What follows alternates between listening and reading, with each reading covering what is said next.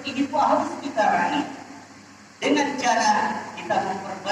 memperbaiki kualitas ibadah kita, baik itu yang berhubungan dengan Allah ataupun yang berhubungan interaksi dengan sesama kita. Para jemaah yang dimuliakan oleh Allah Subhanahu wa taala, bulan Ramadan merupakan satu tempat yang Allah berikan kepada umat Sayyidina Muhammad sallallahu alaihi wasallam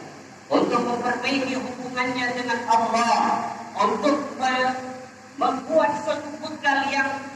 sebanyak-banyaknya sebelum kita bertemu dengan Allah Subhanahu wa taala, dengan berpuasakah itu, dengan membaca Al-Qur'ankah itu, dengan menghidupkan qiyamul lailkah itu, ataupun dengan berbentuk kebajikan yang lain, kita memberikan santunan kepada anak-anak yatim, kepada fakir miskin,